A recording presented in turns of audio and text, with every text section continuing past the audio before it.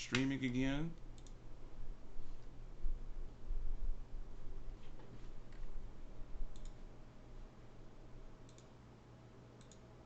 Yep. Oh boy. Yep. And there we go. Hi, everyone. Welcome to the Nation80's Comic Podcast. If you've been tuning in and you've been getting notifications about us going live, not going live, and then going live again, it's because we're dealing with other technical issues. I won't even call it issues. It's just we're getting over this learning curve of using OBS and using YouTube and all these things. But I think we finally are getting the hang of it. So welcome to Nation80's Comic Podcast. This is episode 30. I'm your host, Rodney Stewart. One of our two hosts. I'm Rodney Stewart. And you also have Michael Merton. What's up, Mike? How's it going? I'm doing good, man. Doing good. We finally got some of this stuff ironed out. Trying to keep warm out here in the Midwest. And, winter came a little bit early for us. We had some snow, but we're ready to go and ready to get this episode number 30. So, how was your Halloween? Anything exciting happen? You know what? Like I said, it snowed. Man, it snowed. We weren't really expecting it to come this early. You know, weather here in the Midwest and the Chicagoland area is it's iffy to say the least. So we got some good. We got maybe 2 or 3 inches of snow, lots of wind and ice, and it was challenging. But the kids came out. They came out. They got that candy. Our boy went out. He got his candy, dressed up as an astronaut. So uh, good times were had by all.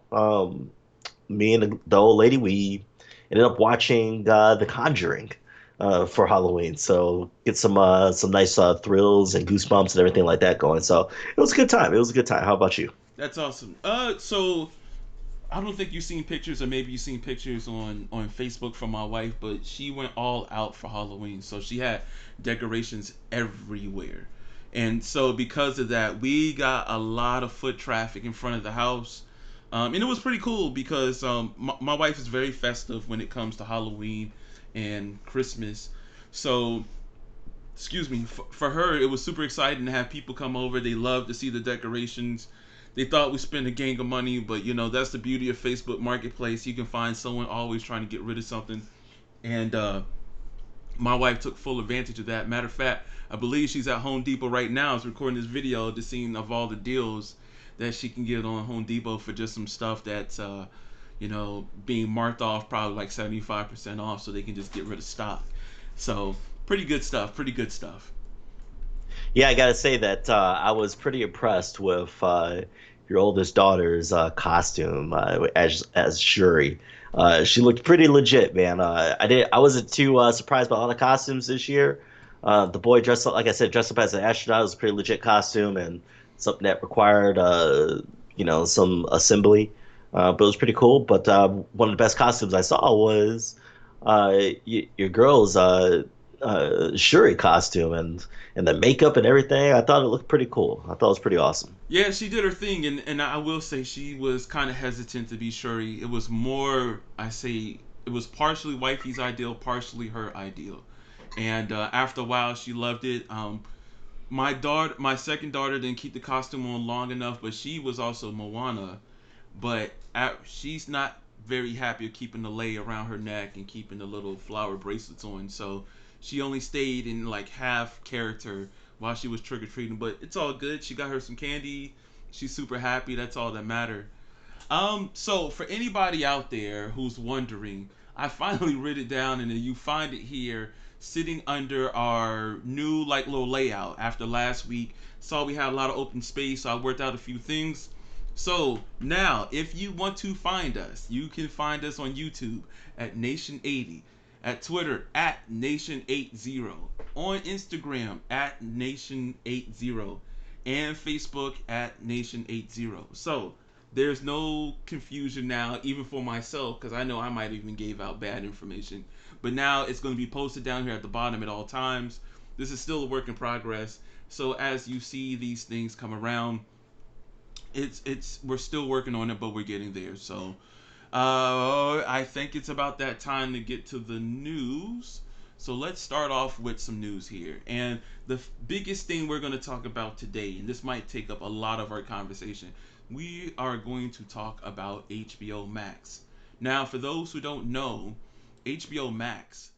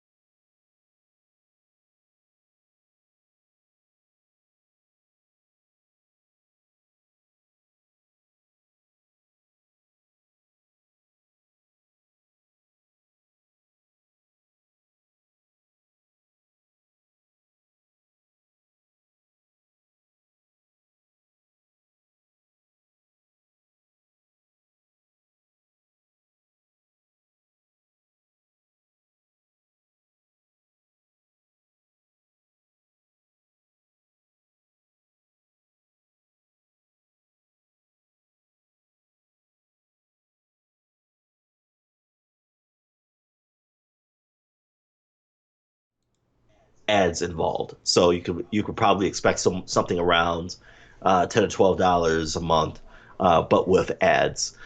So it's pretty cool.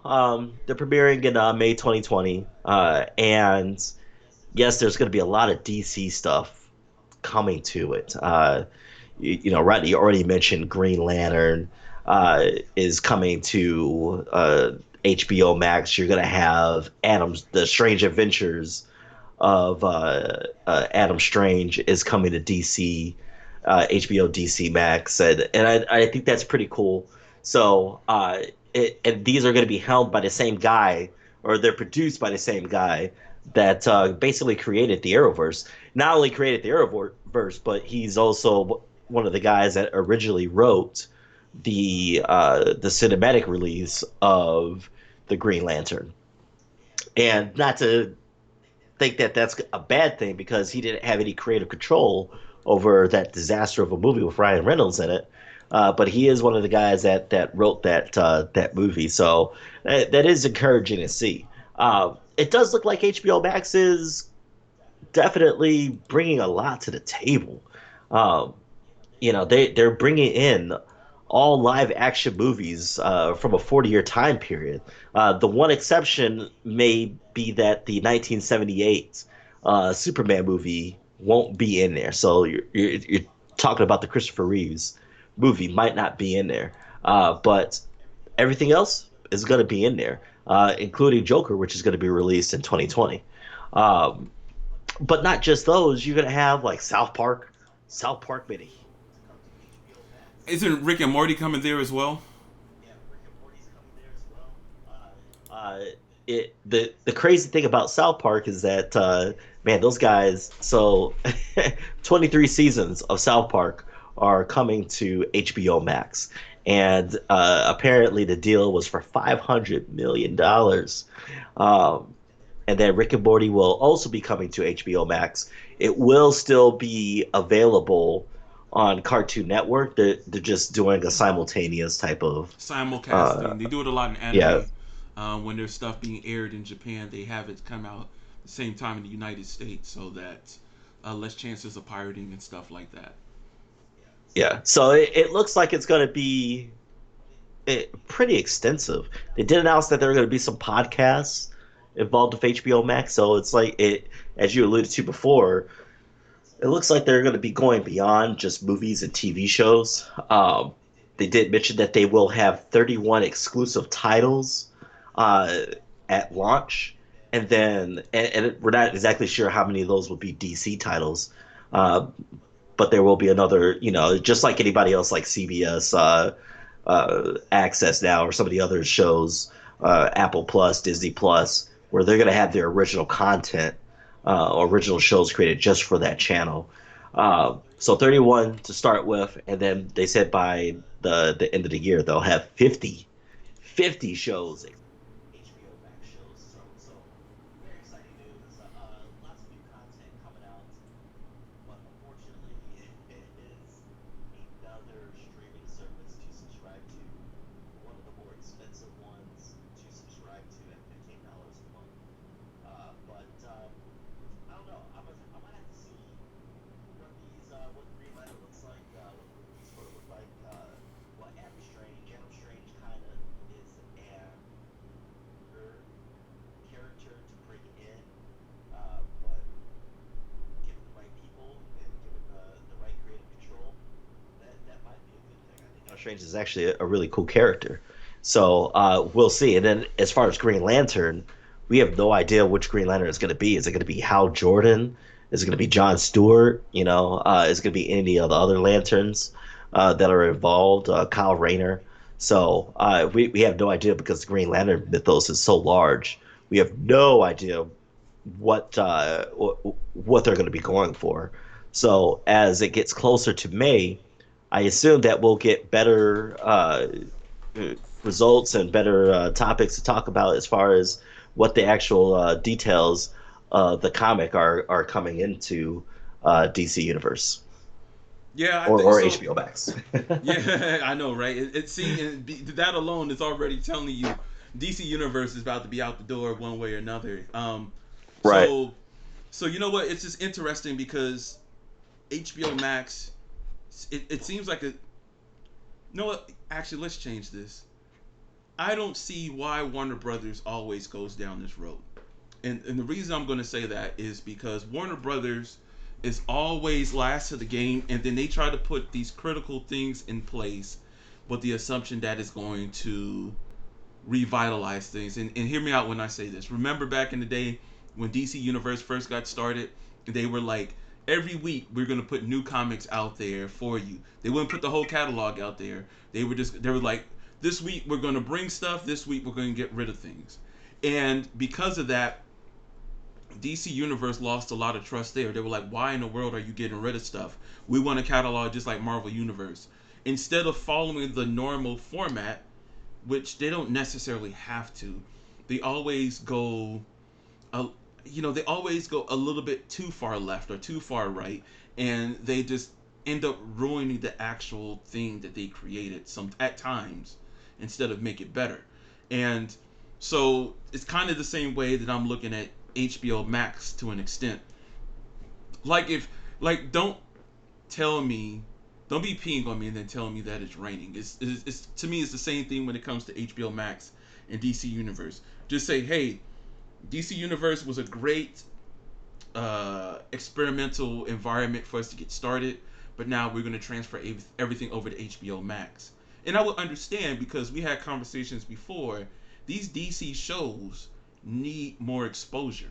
It's only set up for a niche audience who's DC crowd, which sounds good, but I mean if you're trying to sell these shows, like for example Doom Patrol has been well revered, you need other people to watch these shows. Like not everybody who watched Daredevil or Jessica Jones or Power Man or Iron Fist were comic book geeks. Some people just like, you know what, let me check this out, and then they watched the whole full season, which helped it made it get easier to get other shows. So I think when I look at some of this, I feel like, you know what, I really wish that DC just went ahead and just say, hey, this is what our final end game is. I understand AT&T bought you previously, so well, excuse me, you started DC Universe before AT&T bought Warner Brothers, and now Warner Brothers is under the AT&T umbrella, and so now things have to change, you know. But I, for me, I would just like for them to just go ahead and say that. And then I guess the last thing that I have here is I was looking at the Green Lantern stuff, and I see Greg Berlanti is going to be producing this as well, who produced Titans, which produced uh, Arrow and Legends of Tomorrow and everything else. Is there not anybody else other than Greg Berlanti? Look, the man is good at what he does as far as getting people to be interested in DC shows. But I would just love to see another point of view for other DC shows, another tempo, another feel, anything like that. And I don't know if Greg Berlanti can make that happen. And so I'm kind of wonder. I'm a little nervous about that part. Yeah, like you said, Greg has been involved. He's had his fingers in everything. Um, but I think that it comes down to who is he going to hire to take over some of these properties. Obviously, the Arrowverse has done well on the CW. Um, we're getting to a point now where we, we've got Infinite Crisis on the CW, which is crazy. I, I didn't even see this coming. Mm-hmm. Um, I personally haven't really watched the Arrowverse. I actually just started watching Arrow again. I just started first season. I want to get through it and get through all the seasons because I want to get to where they're at now with Elseworlds and with Infinite Crisis. But I mean, Arrow's been on for a minute, Yeah. and they've had tons of spinoffs, and some of them have been with success, some of them haven't been. And like I said, this is the same guy that was involved with the creation of the Green Lantern movie with Ryan Reynolds, and yes, that movie was a bomb, but that was at no fault to him, So uh, I'm not as worried about it. I do agree that what does happen to DC Universe now, because you have all these original program shows that are exclusively for DC Universe, but eventually they're going to make their way, I believe, to HBO Max. So then what's the purpose of DC Universe? Are you just going to have, is it just going to turn into a Marvel Unlimited where it's just the comic books? I can kind of see that. Um, I don't know if they'll bring the comic books over to HBO Max, but I can see DC Universe.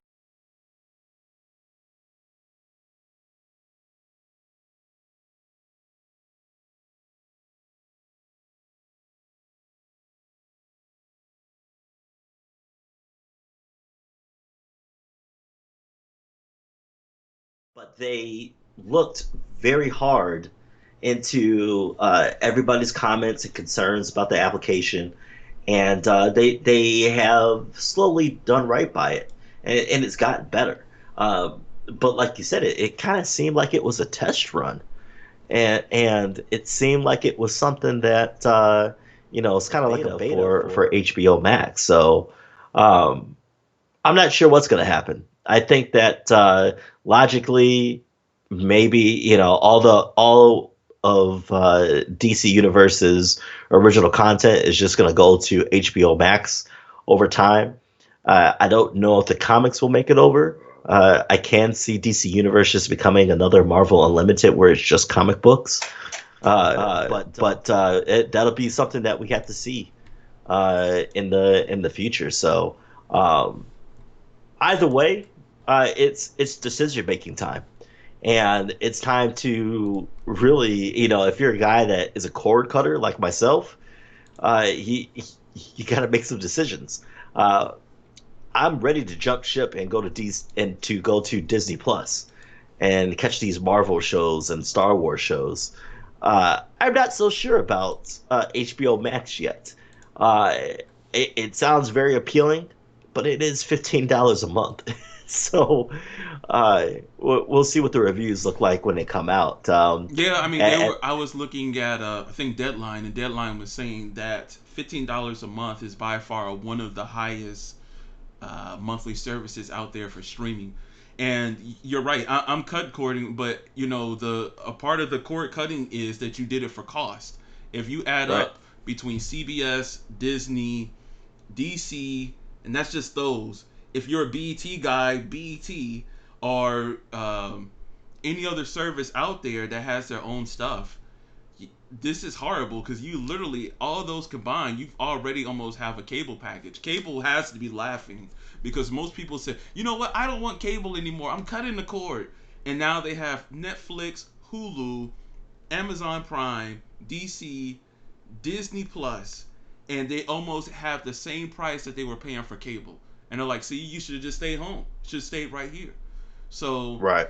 um, I think, and Michael, you hit it right on the head. I'm super set for Disney Plus, and if they set up the right deal between ESPN Plus and Hulu, I'll be a guy watching Hulu real soon too, and I'll be ejecting from AT&T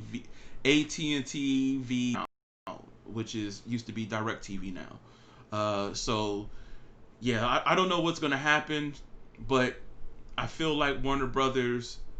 I hate to say it, and I truly say this with no malice. It's just my concern as a consumer. I really feel like that Warner Brothers consistently shoots themselves in the foot at the beginning, and then they find their groove later on. We've seen this in movies, we've seen this with the websites, and we've seen this with everything else. And so I feel like here, once again, like HBO Max, we know it's going to HBO Max. And then, like I said, just pull the band-aid off now and don't lie to us. Just say, hey, within a year, we're going to go ahead and transition everything over to HBO Max. I wouldn't be heartbroken about it as long as I could still get my comic books. I'd be a happy man.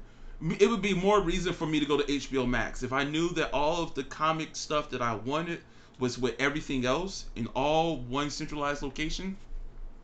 Couldn't be mad about that, And it's that fact alone that's kind of annoying. Just like, look, we know that some sort of what are you gonna call it? Like your stock call or whatever type of call that happens is it's going to take place. And the best thing to do is just let us know that, hey, we're going to go ahead and bring DC Universe under the rest of HBO Max. Okay, I accept it, but this is definitely not what I was looking for. All right. No, go ahead, Yeah, Mike. Go ahead. and real quick, not to forget, I forgot to mention this.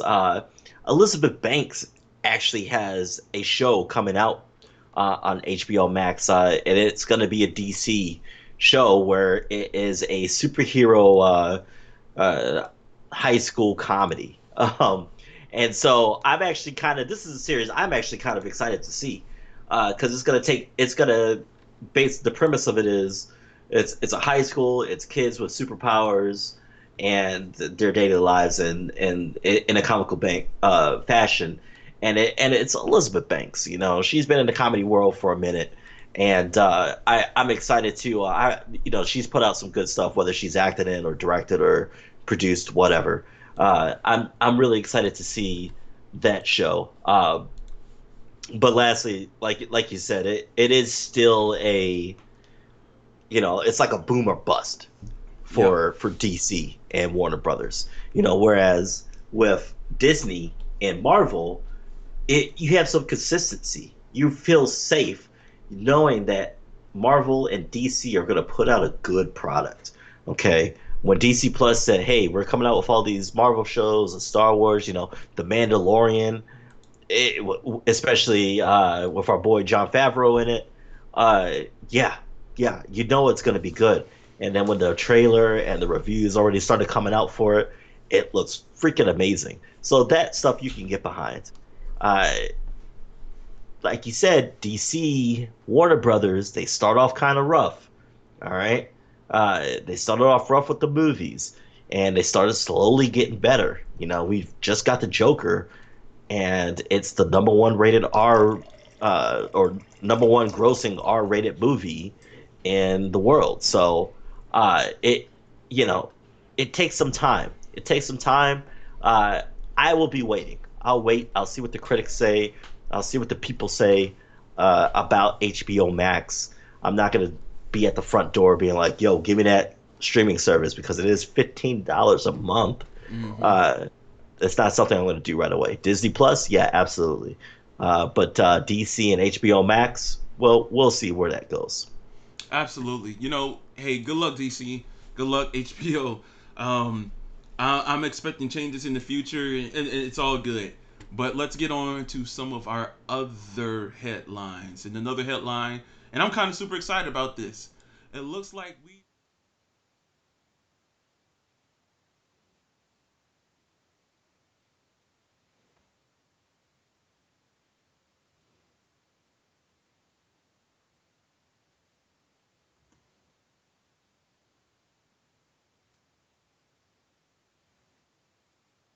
Westworld.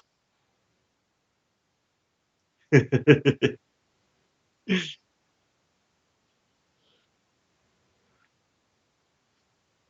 he's going to be playing Commissioner Gordon for this Batman movie, and I'm super excited for it. I think he's a perfect person for this role. I've always liked Jeffrey Wright as an actor. I don't know, he has that charisma about himself when he acts. He and I feel like he'll do a good job. I don't think we're going to get your Gotham Jim Gordon or the one from Batman the animated series. They were going to get a more reserved, chill Commissioner Gordon. And with that being said, I also believe he'll still, have that courageous side to him, but he'll be just kind of laid back, a little bit more smoother in that role. Mike, what you think about this casting? So I think that I let me preface this by first saying I love Jeffrey Wright. He's awesome. Uh, yes, I remember him in Shaft. He played the bad guy. He played Mm-hmm. the thug. I remember he was wearing that white shirt, that long sleeve white shirt. Like okay, I'm remembering this now, and I'm thinking, yeah, that dude was pretty badass. Uh, but I remember him in some other movies. Uh, he of course plays Felix Leiter in a James Bond series. He was in Syriana, which was a really good movie. Uh, but he's just Lady in the Water is another one. Now that I think about it, he was in that one as well. Quantum of Solace, again, another James Bond movie. Just a really good actor. And then, yes, of course, he was in Westworld. If y'all haven't seen Westworld, please watch it. It's an amazing show. Uh, so with that said, him being cast as Jim Gordon, I, I feel like okay, cool. You know, you've got a really good actor, but I can already see the rage on the internet coming right now. Why is Jim Gordon a black guy now? You got this light skinned brother playing Jim Gordon? So I can already see it. I can already see it happening. Whatever. It's all right. Whatever. It's fine. It's whatever. Um, Interestingly enough, when you look at his body of work, I can actually see him as Jim Gordon. Um, my take, however, is that I don't think he's going to be a reserved Jim Gordon. I actually think he's going to be a very intense Jim Gordon because he can play that very intense, very intimidating type of role. And Jim Gordon, when you look at his history, it's a guy with a military background. All right, this guy is a hard, disciplined, experienced detective, police officer who always does right. And in order to do that, you got to have thick skin. You got to have balls of steel. Like this guy is just he's an alpha dog without the costume, and I think that Jeffrey just he can play that role. Um, so I'm excited to see it. I'm excited to see it. You already mentioned you're excited to see it. Uh, of course, it's going to be interesting to see. It's just like when Zoe Kravitz got casted for Catwoman. There's at least a little bit more precedent for that. But for Jim Gordon, I'm not sure if there's any precedent for that. I don't think been anybody else other than a white person playing Jim Gordon. So to see Jeffrey Wright play it, uh, people you think about Samuel Jackson and him playing Nick Fury and how people were 50-50 on that. Okay. But he played a person that was out of the Ultimate Universe, that was a little bit more grounded and a little bit more at the times. So it wasn't like they changed it completely. It was just that, hey, this is an alternate universe where he just happens to be black. But then Marvel did this weird thing where they had Nick Fury Jr. in the actual uh, Marvel universe, and he was black, but it was just a weird thing. So Jeffrey Wright being casted for this role, I think is pretty cool. The only problem that I could personally see with this, because you have Robert Pattinson playing Batman and Zoe Kravitz playing Catwoman, uh, I would have hoped maybe they would have picked a younger version, not the age of Robert Pattinson and Zoe Kravitz, but at least a little somewhere around that age. Okay, a little bit more seasoned, but somewhere around that age. Okay, uh, Jeffrey Wright is not a younger cat by whatever means. In fact, if I look him up right now, I'm gonna say he's in his 60s. I'm gonna say uh, late 40s, early 50s. Late 40s, early 50s. Yeah. Okay. Let's see. Okay, so yeah, he's 53. Okay. Okay. So, uh, I would have hoped they would have casted somebody maybe 10 years younger. Maybe 10 years younger. Um, Now, were you assuming him to be the same age as Bruce? Because I'm only no, no, because no, no, no, okay, no, no, no. Just at least a little bit more seasoned, a little bit older than Bruce. Somebody who's been, uh, uh you know, 10 years older than Bruce. hmm I would have gone for that. That would be my one thing that I would nitpick about that. But that's like camera enthusiasts, pixel peeping.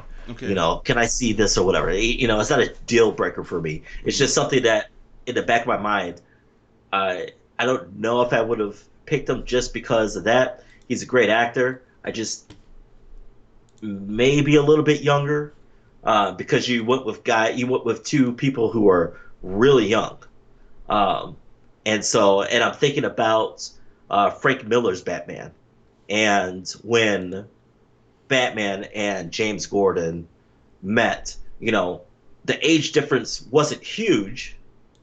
Okay, obviously Jim Gordon had been through some stuff before uh, Bruce Wayne, but it wasn't a huge gap.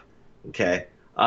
Now, of course, with the technology now, you could obviously make Jeffrey Wright younger, but I don't think they're going to do that.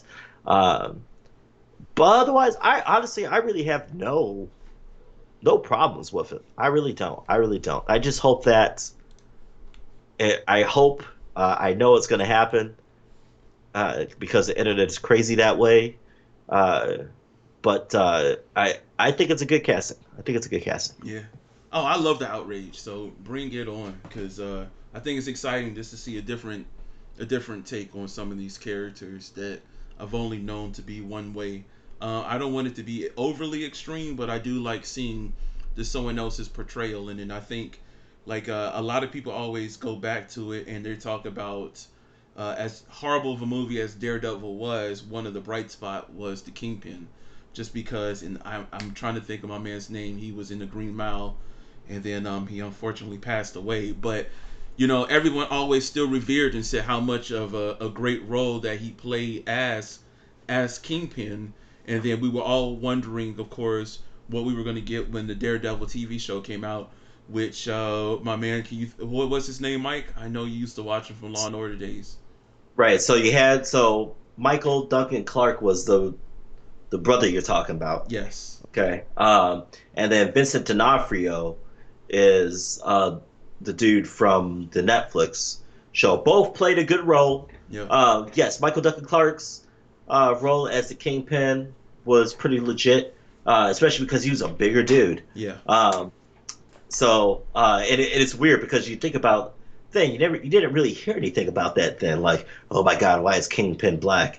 Um, but yeah, I think it's a good thing.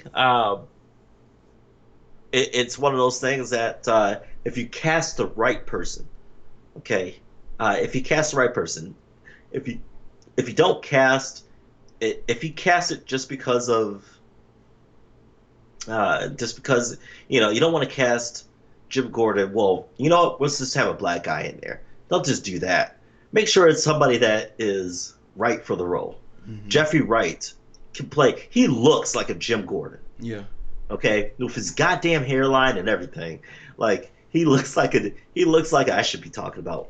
I got the hairline and everything going on right here. Yeah, All there's right, only a few you people that know. I can think of right now, even at this age.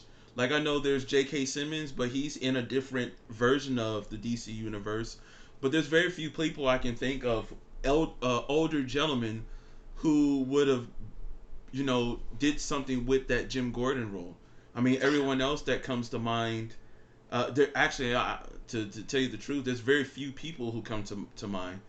I remember one time me and you were gaming a long time ago, and we had a conversation just on uh, American actors and actresses, because we were wondering like how come all these people were coming from across the pond. But I don't know, for some weird reason there's a lot of American actors and actresses that have a harder time evoking the emotion that we're looking for at times. That some reason sometimes some of these UK actors and actresses hit on the Right. Well, mark. you think about Gary Oldman. He was Yep. the last person to play Jim Gordon. Well, I guess not the last person. The last person on the big screen to J.K. play Simmons, I believe. Jim Gordon. And then you think about the cat. You think about that cat from the TV show Gotham. I thought he played a good Jim Gordon. Yeah, So especially a good younger version. yeah, and so it'll be interesting to see. I think Jeffrey Wright is an amazing actor. He's obviously an amazing actor. He's been in so much great stuff, and I think he's got that edge to him, that seriousness to him, that he can bring a guy that is trying to do right by his city and do right by trying to change the way the city is perceived and to change the way that that police department is perceived. And especially in this kind, not to get on social justice and everything like that, but like when you think about everything that goes on, especially with cops today, the police, law enforcement today, uh, there's a uh, misconception among everybody. Everybody has a different perception of how the police are and how they operate, and uh, it's hard. In some cities, they are really trying to work with the community, and in some cities they don't care. And when you talk about Gotham City and James Gordon, he's a guy that's trying to change the perception of the police force in Gotham. Yes, he's trying to save Gotham, but he is trying to change. He wants people to believe in the police force. And the only way that can happen is by serving the community and by leading by example. That's who James Gordon has always been. So I think that Jeffrey Wright will do a great job of this. I think he's got the caliber, he's got the range, and I think it'll be something exciting to see. Absolutely. All right, so we're gonna go to our next headline. Looks like the CW.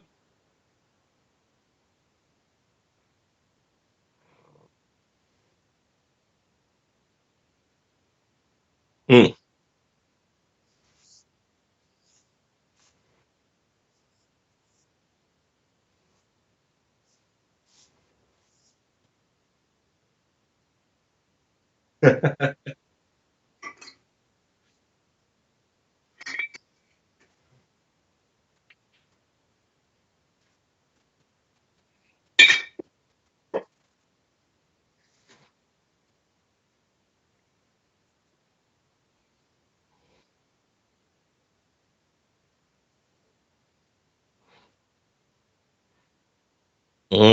Yep.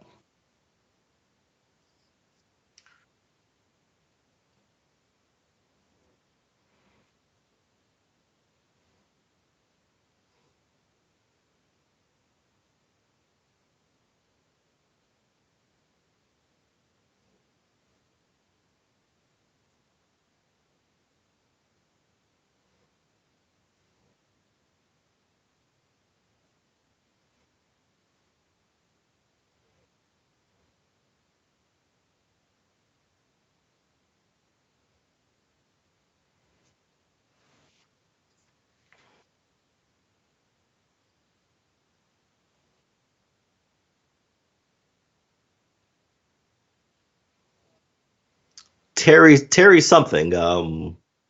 Thatcher. Yes. Yeah.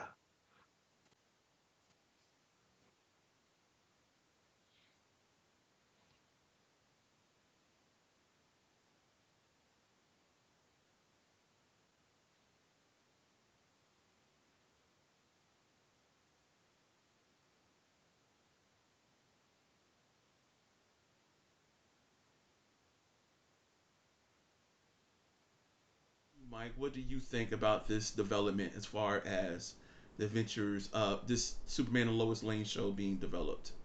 So I think it's pretty cool. I do remember the Adventures of Lois Clark back in the day, only because my mother made me watch it with her.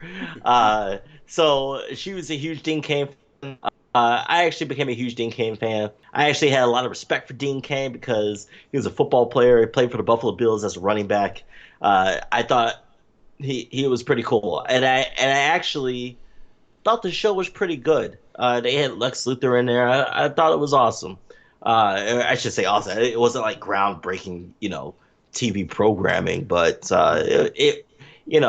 for what it was at the time, especially at a time where we didn't have these kind of shows, uh, it was pretty good. So to see that they're coming out with a new one is great. My only problem is that I have not invested time in the CW and the Arrowverse. And when I say the Arrowverse, I mean like literally the Arrow, Flash, and everything that's come after that. Supergirl, the what is it, the future one, the The Legends of Tomorrow. Legends of Tomorrow, and so on and so forth. Batwoman.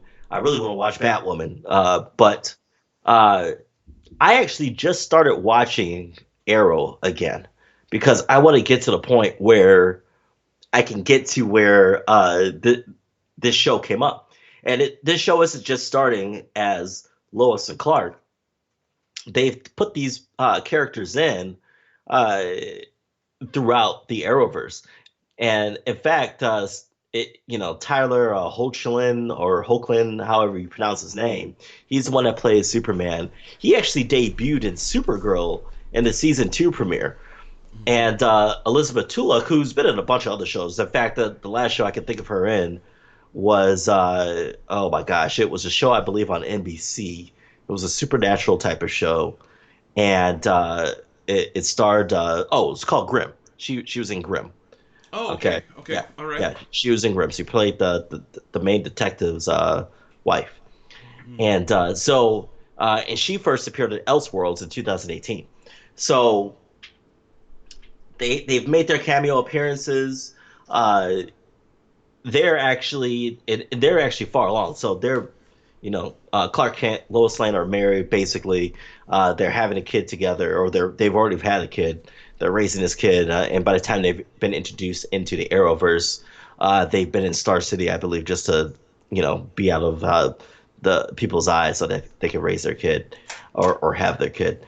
And so now that they're having their own show, it's going to be their lives with their son, which is cool because it kind of mirrors DC Rebirth.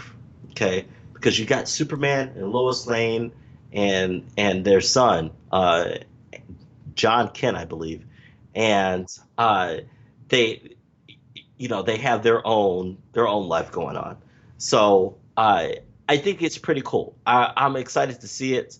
Like you said though, and we've talked about this before, because there's so much out there right now, it's hard to be invested and stay invested in just one particular show. And especially when there's so much out there. I think last year your big thing was The Expanse and staying caught up with that.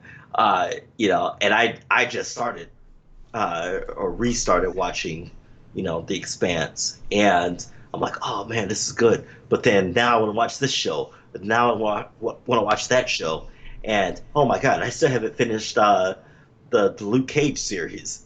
Yep, So yep, which yep. is crazy to me because Luke Cage and Misty Knight, the actors that play them, have their own shows on CBS, and I watch those shows now.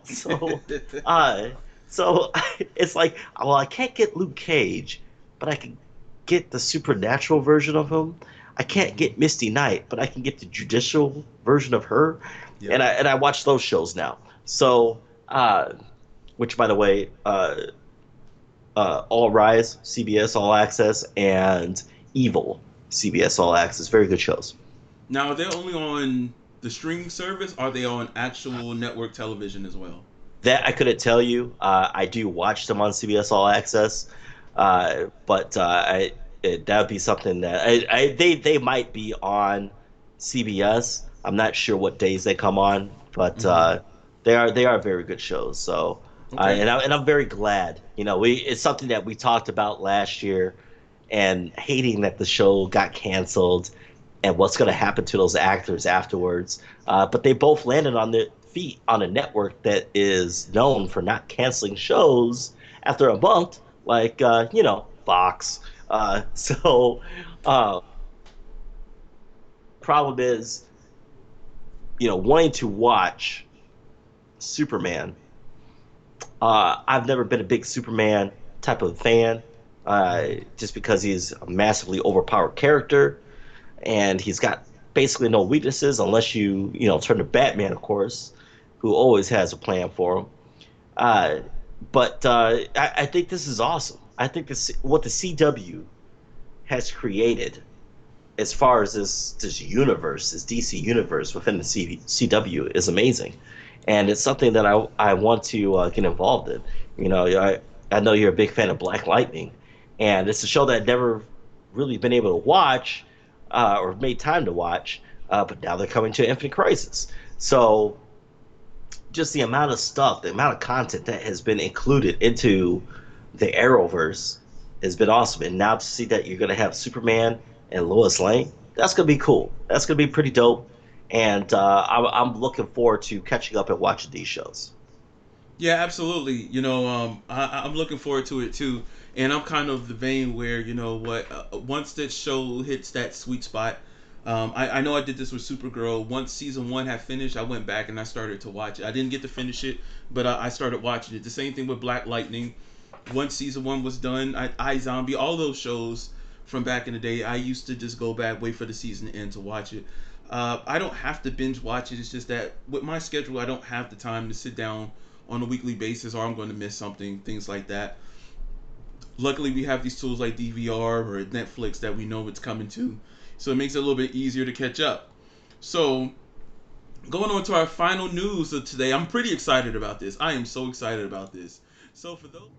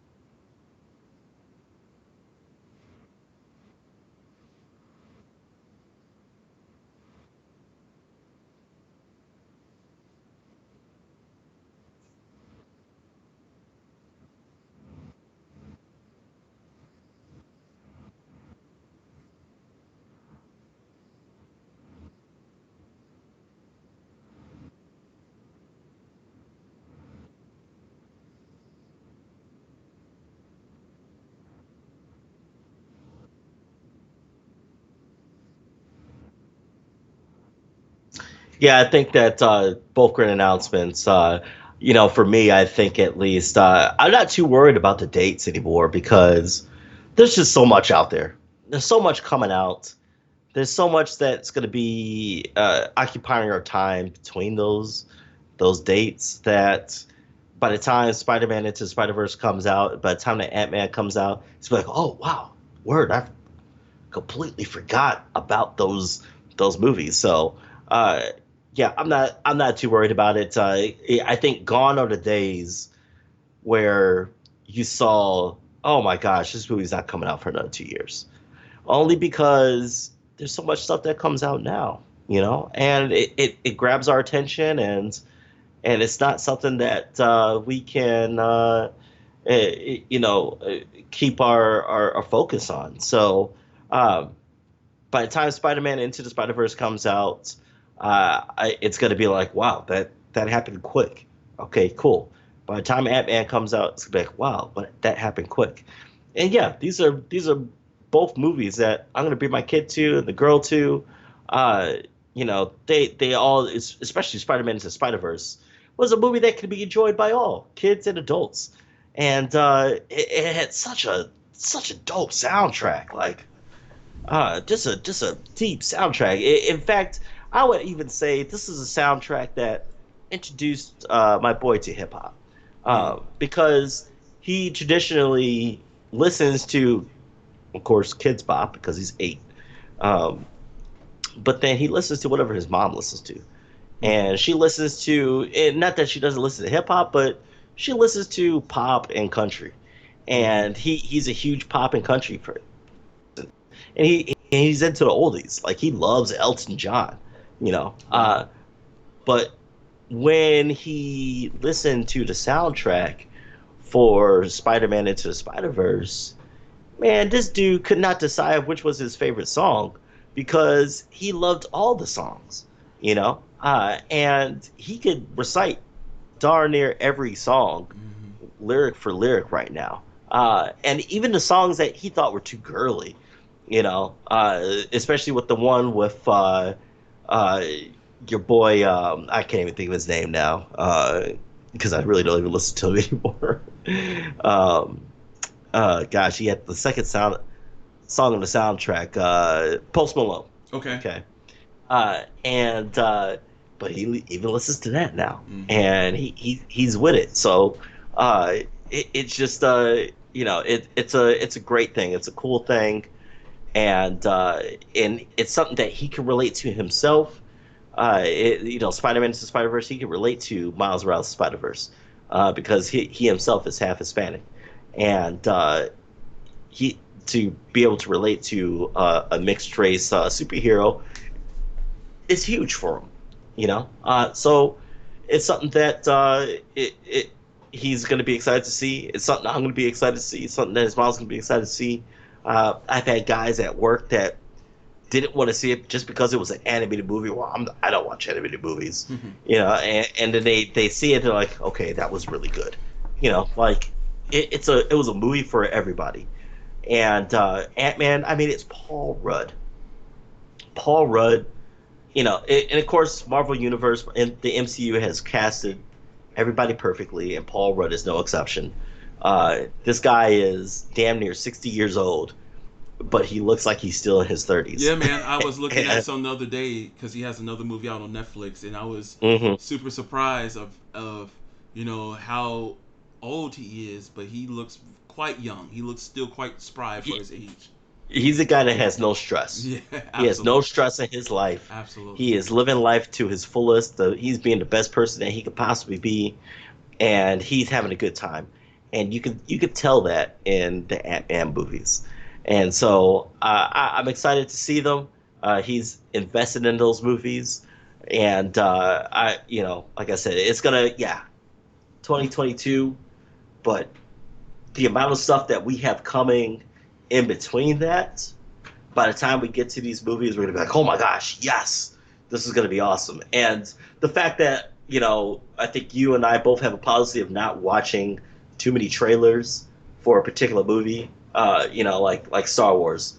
Uh, they've come out with who knows how many trailers now. I've only seen the one trailer. I Hmm. refuse to watch any other trailer. Absolutely. You know, I put them on their so merit. That's what it boils down to. I put them on their merit. yeah, I just want to see. And don't get me wrong. I know Marvel and Lucasfilms now does this thing where they put different footage in the trailer so it doesn't take away from the film, which I respect.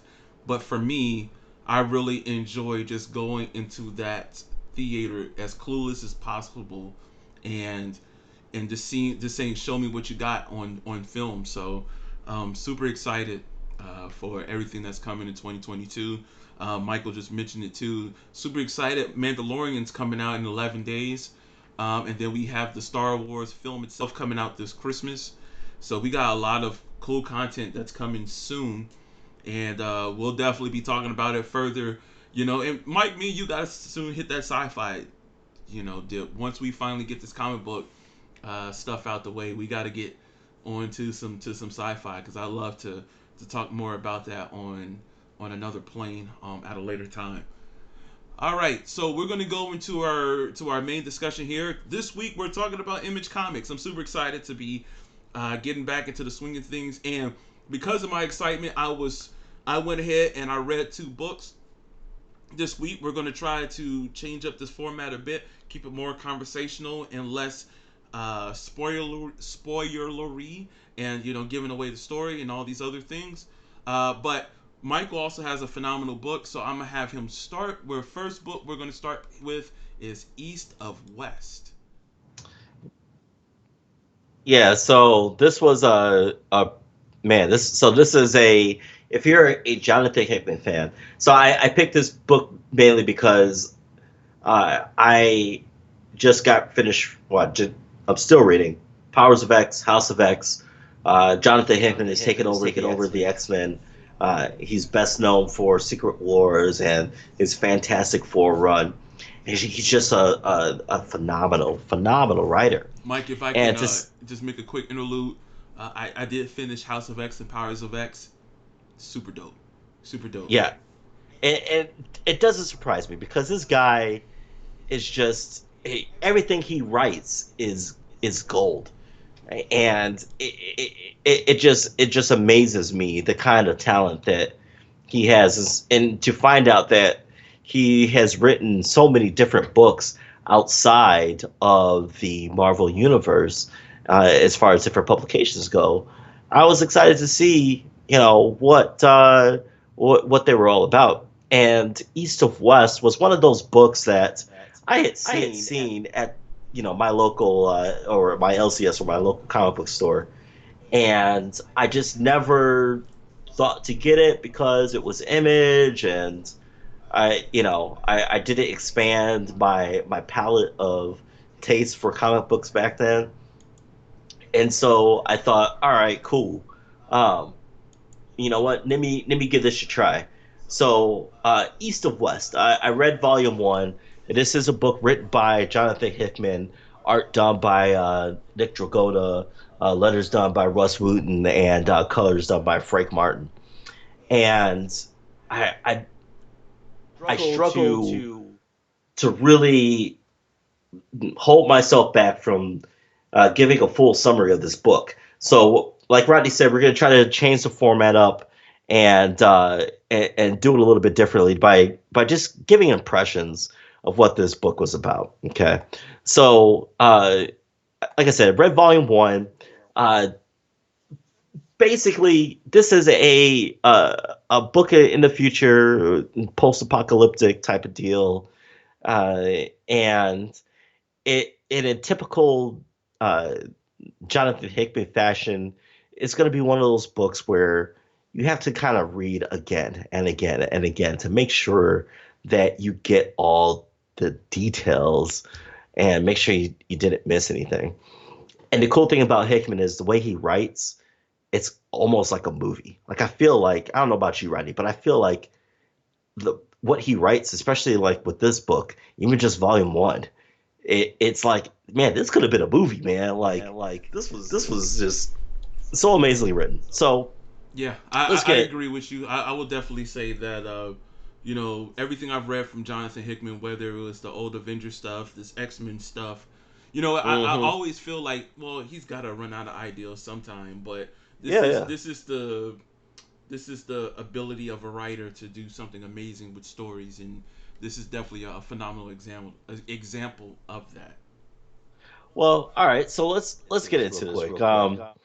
So we start with East versus or East of West, and this is a like I said, it's a book where it's a futuristic um, uh, type of book where it starts off where and the art is amazing. It starts off with these kids who are seemingly resurrected or born from this type of place that is it looks like a spiritual or tribunal type of area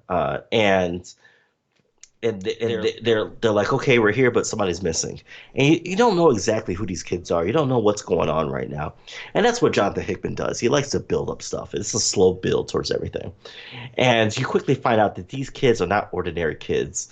And so, uh, as he goes through this book, it's very well paced. All right, and it you start to find out that seemingly that these are the four horsemen of the apocalypse, and I'm not talking about like the X-Men where you have Apocalypse and then you have whatever acolytes he has at whatever time of writing. This is like the legit four horsemen of apocalypse. I believe there's war, there's famine, there's death. All right, and death happens to be the only one that's missing.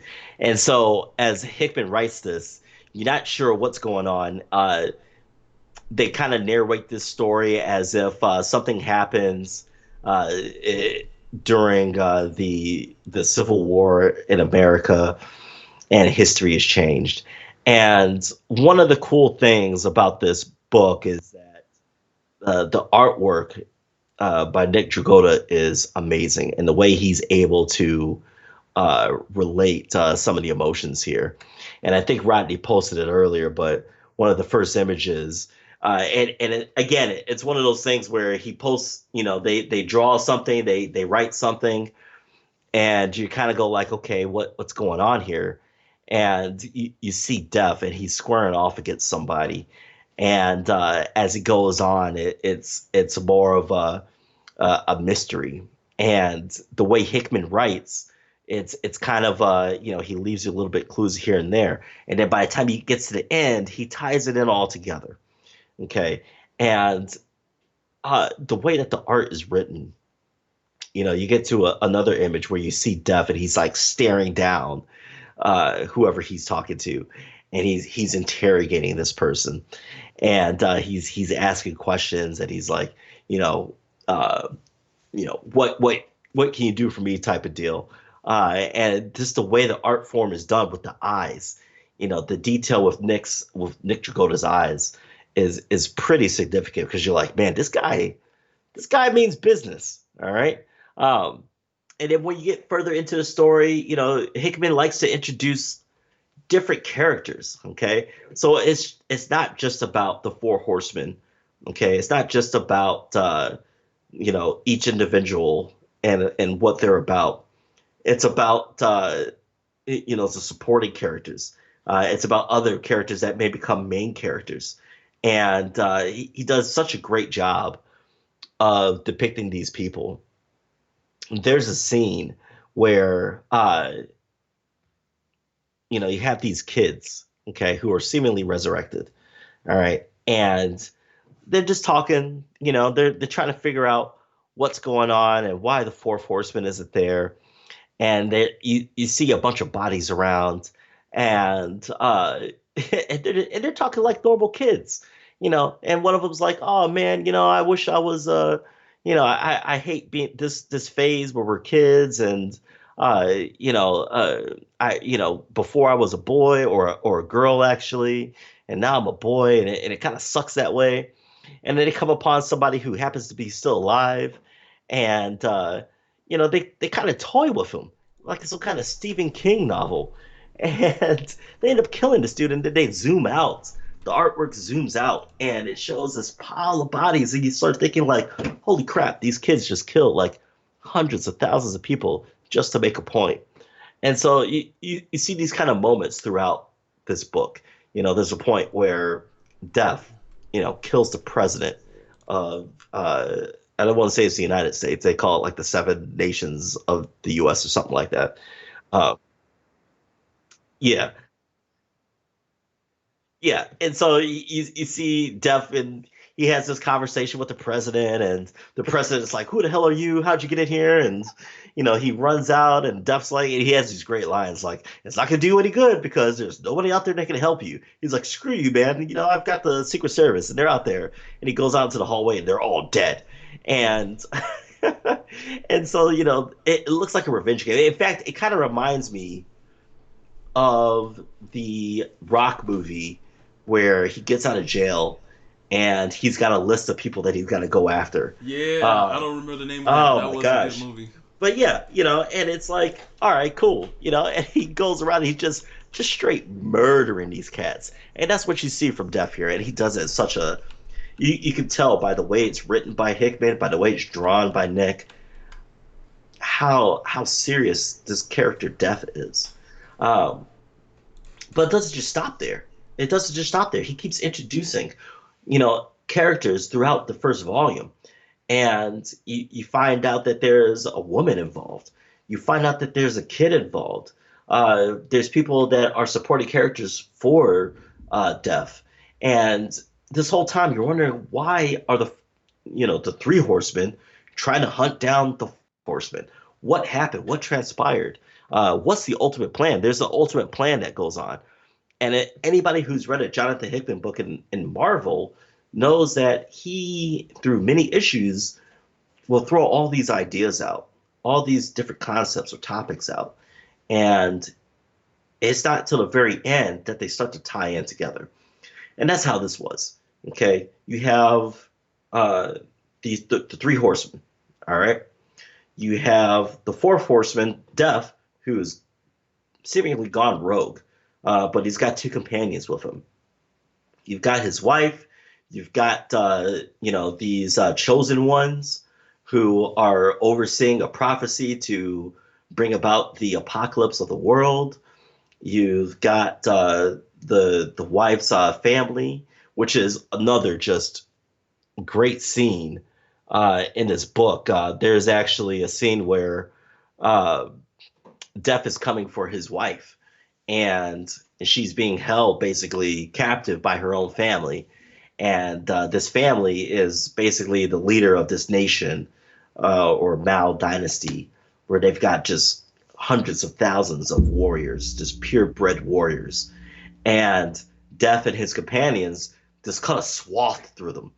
And there's this great scene where the wife is she's let go from her bonds, and she has a conversation with her sister and her father, and her sister and her sister don't get along, and she quickly disposes of her in a pretty brutal way.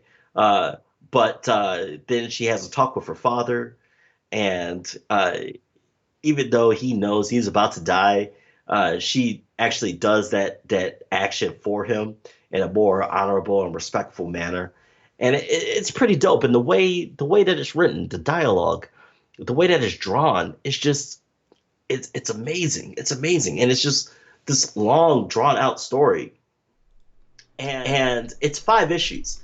And I would tell you, it took me maybe hour and a half to maybe read this once or twice over, because it was that easy to read and that fast to read it, and to be able to consume the dialogue, to be able to consume the artwork in this was amazing.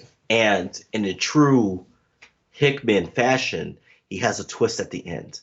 And at the end, you find out that they have a son who they thought was dead but is still alive, and he happens to be the beast, the prophesized comer of the apocalypse. And there are all these other characters that are involved, and it basically this book was just it truly was amazing. And Jonathan Hickman is a really great writer. Okay, and his artist uh, Nick DeGrota is equally talented as well. I really enjoyed both these books, or all five of these issues, and I really enjoyed the writing. I really enjoyed the artwork. Um, the emotion conveyed by Hickman, the emotion conveyed by Nick, were just something to behold of, and it boggles the mind why I've never read this in the past, and I really feel that this is something I will definitely binge on and watch in the future. Yeah, absolutely. I remember reading it in the past, and it just reminded me of. So there's certain anime that's been around for so long that they have like let's say a 30-minute episode, it has about 7 minutes of intro and backstory, and then about 15 minutes of actual story, and then they cover the rest of that time for the ending and recap. And that's kind of how I felt about East of West at times, because like you said, it you can read it so smoothly that you're like, oh man, I just got this issue, and then within 15 minutes you're done with that issue, and you're like, but I want more. And so you're heartbroken that you're not going to get more until next month, unless you bought the collected version of it. But it is so well written that like you said, you might read it twice or something like that. But the thing is that as soon as you're like, oh man, it's about to get good, and then you turn the page, and then it's like, to be continued, and then you're heartbroken because you can't wait to see what's going to happen next in the story. And Hickman's books are like that. I mean, even now when I read House of X and Powers of X, I would be like, "Oh man, it's about to get good," and then I'd be like, "Now read this issue next," and I'd be heartbroken just because of the fact that there's so much buildup. It reminds me of any show, kind of like not necessarily to the same point, but it reminds me of something like 24 and a few other shows where that last 5 minutes will be all this external buildup that you're like, "Oh man, I can't wait to see what's getting. This is about to go down," and then you're like, "Nope." You're not getting it this episode. You're getting it the following episode, and I think Hickman does a phenomenal job as a writer when he conveys that in his writings. But yeah, Well, you know what, and I something I also noticed about this series, especially compared to say House of X and Powers of X. House of X and Powers of X, at the end of each issue, there's like a certain saying. It's like a white background, a certain saying, some alien dialogue, and they give you a way to decipher it, and there's a message. Okay. In this book, it's sort of the same way, where towards the end of the book or end of each issue, there's a white background, and then there's a certain quote or message mm, that you start thinking like, what did that mean? And they keep talking about the message in this book, and if you've heard it or not. And so it's a prophecy that's been foretold. And one of the things that really appealed to me with this book, and it seems like this is a thing that I prefer, is that yes, it is a book that takes place in the future, but the way it's written, with the dialogue, the way it's drawn with the art, is that yes, you have at the center of civilization all this technology, manners, social status, and everything like that. But then when as you start to get to the fringes of that civilization, it starts to get a little bit more barbaric, okay? And everything is set in like a Western type of setting. So if you can imagine, you know, like the TV show Firefly, all right, where everybody talks like they're in the Westerns, but as soon as you get closer to the core, it's a little bit more civilized. There's a lot of high technology, but once you get out to the rim of that civilization, it's a little bit more barbaric. Okay, and you see the same thing in this book, and it's done very well. In fact, as I'm reading it, I'm imagining Death as Nathan Fillion from Firefly, and I'm like, yeah, this is this is a dope.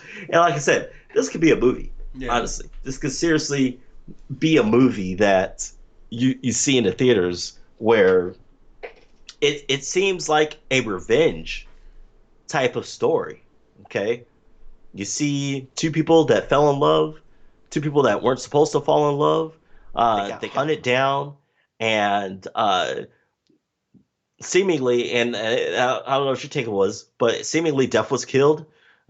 His wife Zhao was she had her hands cut off, and then at the time they thought that their baby was killed, and Death has been trying to right that wrong ever since. And so it seems like a revenge type of scenario, but then once you get to the end of Volume One, it's like okay, the mission is find the baby, get the Hmm. child back, stop whatever apocalypse is going to happen, and try to get back with your wife who was pissed off at you for leaving her and uh you know not being there for her when it mattered the most. Yeah. Baby, I wish I was there for you. You left me. Well, they killed me. You know what I'm saying? Like I couldn't really be there for you. I don't forgive you. Find my child and we'll talk about it. So um it's just the way that this was written seems super dope. I really don't even know what to say. Like this is just a great series, and it didn't just focus on one or two or three characters. There's a bunch of characters. They're the acolytes or the chosen ones that they're talking about, and whether or not they're true believers in the prophecy of the apocalypse and bring about the end to the world. Uh, so there are those characters. It's just the way Hickman writes stuff. It's a whole new world, and it's very imaginative. It's very in depth. It's very well thought out, and it's very well complemented by the art of Nick Dragana. Yeah, Dragana. Dragata. It's Nick Dragata. So yeah, Nick Dragana. So I really enjoyed it. All right, thank you, Mike. I appreciate it.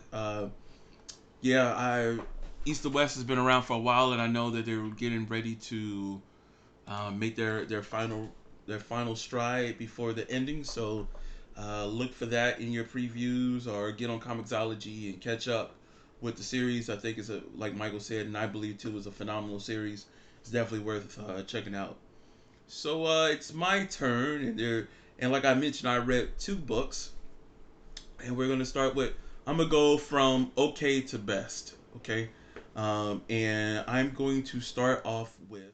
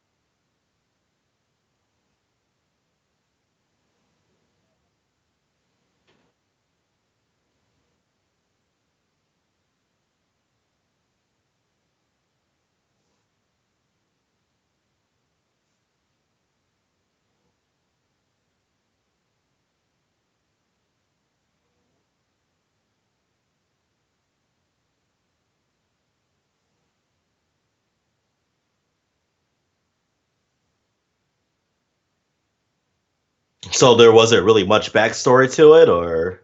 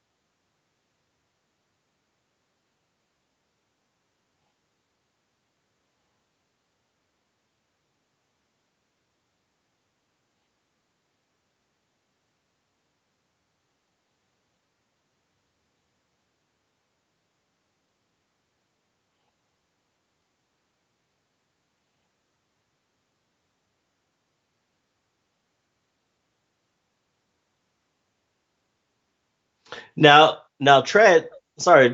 Tread, sorry, now Tread, he actually, when you said he draws Ghost Rider, he draws a new Ghost Rider, He correct? drew the all new Ghost Rider that came out a few years ago, not the one that's currently on stands right now. Like I know there's a Cosmic Ghost Rider, but this is the But I'm talking about the dude that drives the car. yes, the Jimmy Reyes Yes, version. Yep. yes, yes. Yep. Okay, cool. Yeah. No, that's a yeah. He's a legit artist. I definitely like his version of Ghost Rider a lot. I very much a fan of that. You know what? And it's funny enough. If anything, I would love if Trap Moore wrote. I mean, excuse me, drew Spawn. I think his art style, to an extent, would fit Spawn to a certain way that sometimes we don't get in other avenues.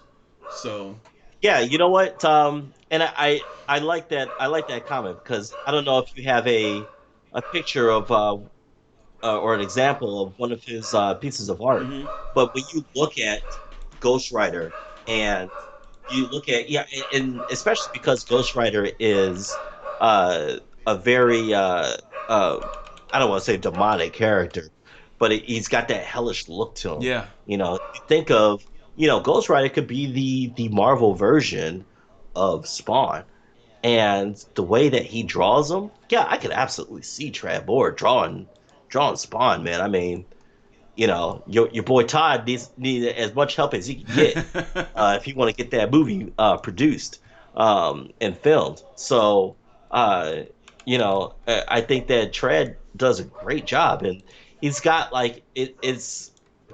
I want to say very aggressive. He has very aggressive lines uh, to his artwork. Okay, and I think that it looks pretty cool. I think Trad is a great artist. I didn't get to read this book, but the artwork I know is on point.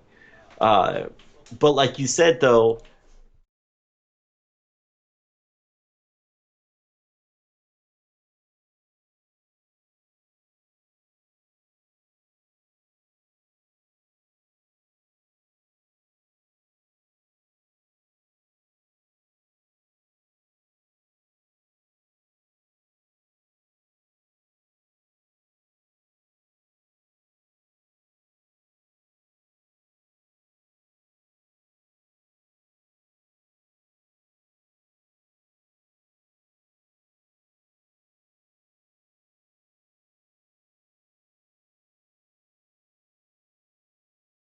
that that some people are used to.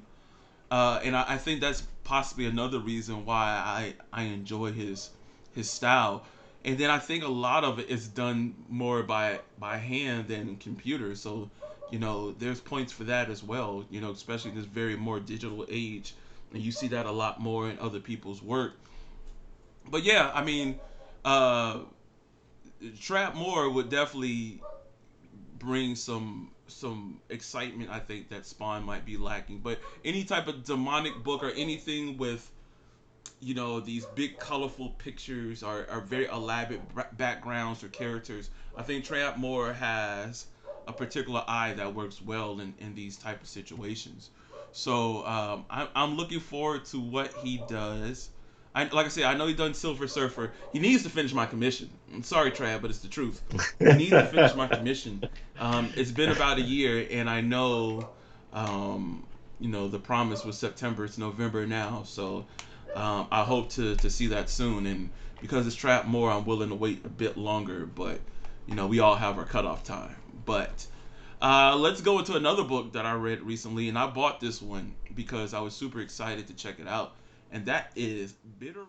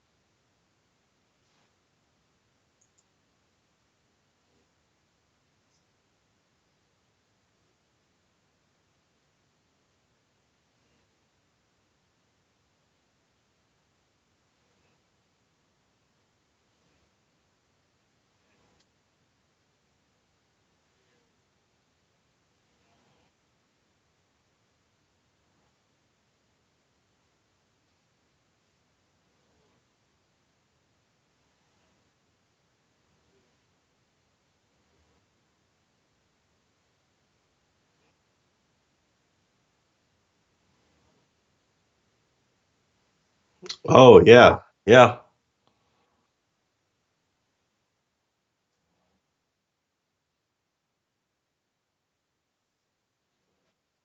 comic book store. Everybody has an issue of Tribe that nobody wants, and it's sad to say it that way, but it's kind of true.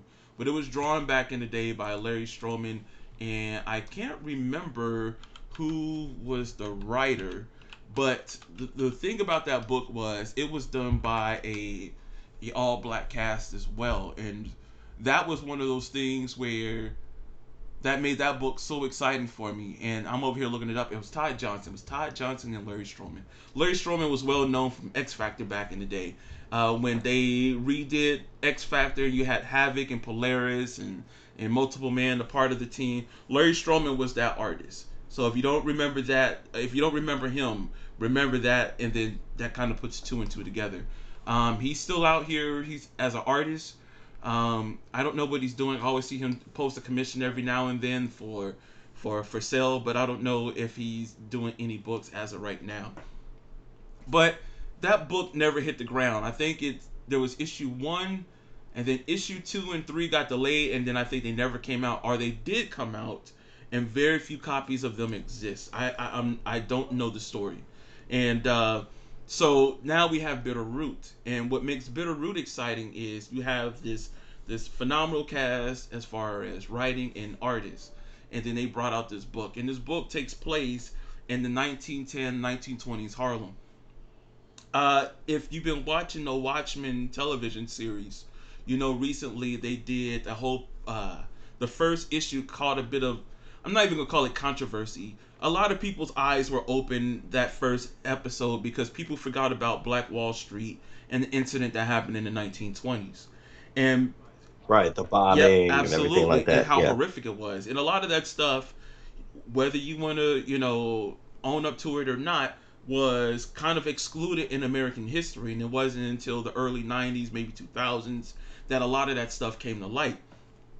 Well, a lot of that stuff is brought up in this book as well. And I must admit, I am also ignorant and not aware. I knew of Black Wall Street, but I didn't know the end result of what happened. And I've been finding out a lot of history about that recently. And I almost feel a bit guilty that I didn't know about that, but I will get informed. But Bitterroot takes place in around the same time, but this time it takes place in Harlem, New York. And now you're dealing with a family who is out there and they're dealing with monsters who are who have the ability to look human. And so it you know what it makes me feel like, it makes me think of all the times, especially you see about this in Louisiana when it comes to voodoo and stuff like that, black magic and things like that. That's what this series brought to me. But instead, these monsters are bred out of other things, and mostly it's bred because of hate. And so now you're dealing with this family who's still hurting because they lost some family members back in the early 19 teens, and now it's the 1920s, and they're dealing with some other things. I don't want to give it away because this book is still fairly recent, but I really enjoyed it because it brought a southern element. It brought an old school feel to New York back in the 1900s. And I know the first thing some people want to say, well, it must be just a full social book, but at the same time, it has some very redeeming qualities and elements. And being social in that book isn't a bad thing either. I think it was great to have it in the book, and they don't even go too deep into that type of stuff. It's just that it all molds together so well when you read this. You have a character who acts like the beast. He keeps on using a full blown dictionary word every 3 seconds that I had to stop, go pull up Google and determine what does this word mean, because I thought I'm fairly decent when it comes to this type of terminology, but he would always bring one out there. And then you have other characters where the one, there's a female in her thought is she needs to be out there in a fight, but old school tactics say, hey, you need to stay here, you need to make the roots, you need to make the medicine and all these other things. But she wants to get out and fight, and then those two worlds exist. You have another character that looks like Blade, so you know how I feel about that. But this isn't like the Blade with the high top fade. This is like Blade with the afro and the pork chops on the side, and he has his role to play in this. And to me, it's me and Michael have talked about this many times before, and to me, there's nothing better than seeing other roles being played in any type of media other than the thug. And this is one of these things where this family was intelligent.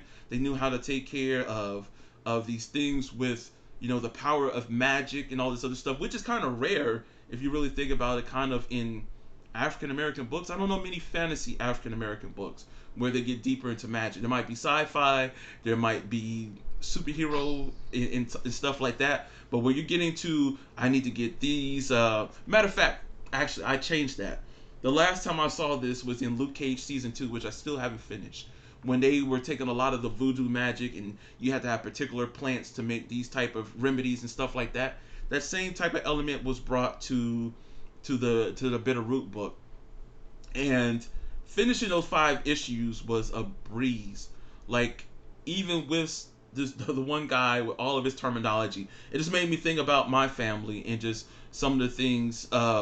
And to an extent, like of course, me and my family have never fought monsters off and things of that nature. But the family dynamic made me think about my family, and I think Bitterroot did a great job for their first volume. I don't know if volume 2 is out yet, but I'm super excited to read it. It's also good to see a book like that, and I want to call it almost the Great Depression slash Prohibition era. That's what I believe this book mostly takes place. But Prohibition was what, 1930s, maybe a little bit later. But you can still get that feel of old school New York, and then at one of the characters in is in old school South, so that comes with its own categories, and so this is definitely a book I would definitely recommend out of the two that I read.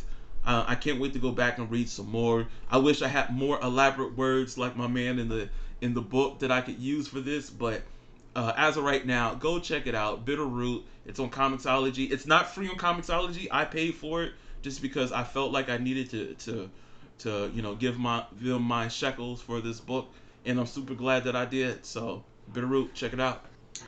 That's cool. It seems like this book is, like you said, it almost kind of looks like the way they went about it. It almost kind of looked like it was how X-Men goes about talking about. Book seems like that it went about depicting and showing monsters in a light that, when you really think about it, it's more of what's going on at that period of time. Especially when you talk about Black Wall Street and the atrocities that happened then, and as a um, as racial violence peaked at that point. That was one of the worst instances of violence where you just had just straight up racism uh, attack a community because they thought they were going to be overrun. And it's weird because I knew about that only because of living in that area at my last duty station in the Air Force, and learning that history, and finding out that these people were murdered and killed not just on the ground but in the air as well. Yeah, So yeah. um, That's a lot of hatred when you. I mean, it's enough hatred to go into somebody's town and to murder men, women, and children. But it's another. I mean, I feel like it goes to a whole nother level when in your own country someone gets into a biplane and is, yeah, uh, literally dropping bombs, yeah, and so you can see that in this book where they're having to fight monsters, these monsters, and so yeah, I like seeing that. I like seeing things like that. I think that's cool. The artwork looks really good. This is a book that I want to definitely try to check out, uh, and hopefully this is a series that will continue on. And as you said, it's good to see a portrayal of our community in more than just a thuggish type of way, because our community is so much more than that. So uh, it's a really good. It seems like it's going to be it is a really good read, and I look forward to reading it, and to seeing what they got for the future.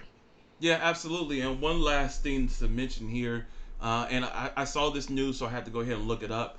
Ryan Coogler is working to produce this and make a comic series adaptation. So I would love to see this on the TV screen.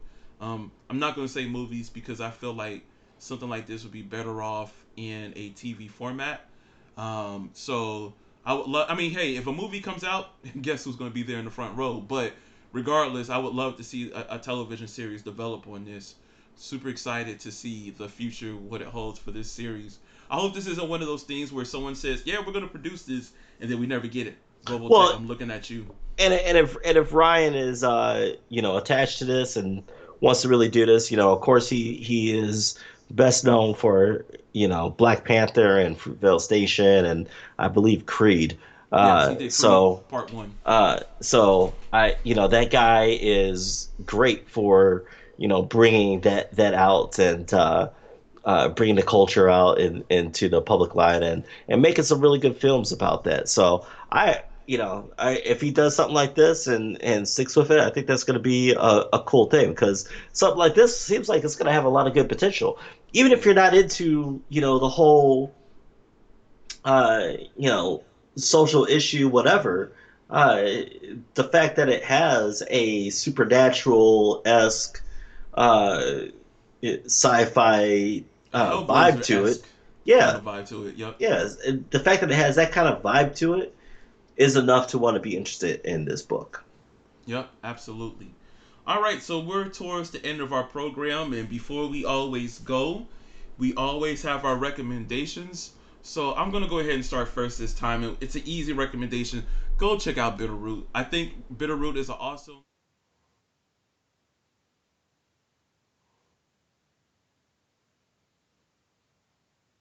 Iron Iron Fist and Power Man, which is also done, I believe, by David F. Walker and Sanford Green. Two phenomenal guys. The next time I go to a convention where those guys are around, other than Brian Stelfreeze, they are top of my list to go to visit them. Mike, what's your recommendation this week? So I'm gonna go with a few recommendations. Yes, obviously East to West. If you're one of the rare people that haven't read it, unlike this idiot right here, definitely go check that out. Jonathan Hickman is an amazing writer. Uh, Nick Grabota Nick is Dragata. a Nick Dragata is an amazing artist. It was a really enjoyable volume to read. Other than that, please, and I think I harped on this in the last episode. Read 52 from DC Comics. It's really good. I'm still reading it. It's amazing. I may drop an episode on a channel about this comic book series. And then because it is Halloween or the day after Halloween, I talked to Rodney about this before we aired. Go check out Luigi's Mansion #3 on the Nintendo Switch if you got it. It's a great game. It's pretty cool. It's a lot of fun time. You know, we got a lot of things going out here in the world that it's kind of crazy. This is a game that can take you away from that, and it has some good humor to it. It has some good adventure. It has some good gameplay, and will get you to feel like you're a kid again. So those are my Absolutely. recommendations. All right, so that's episode 30 for you. Hey, we've hit episode 30. We are back in this. So, with that being said, that means we'll be back every week. We're definitely trying to, hit high numbers. So, even though we've hit episode 30 and that's a reason to celebrate, we're hoping to hit episode 50, episode 100 and to build our fan base. So, please, if you can, bring everybody you can to our social medias. As you see, they're already posted onto this live stream. Thanks for watching the Nation 80 Comics podcast. Next week we're going to be hitting Valiant. Super excited because there's a lot of stuff that's out there from Valiant that I need to be checking out, and Got looking that forward to. bloodshot. Oh yeah, absolutely. Bloodshot being one of them. So stick around. We'll see you next week.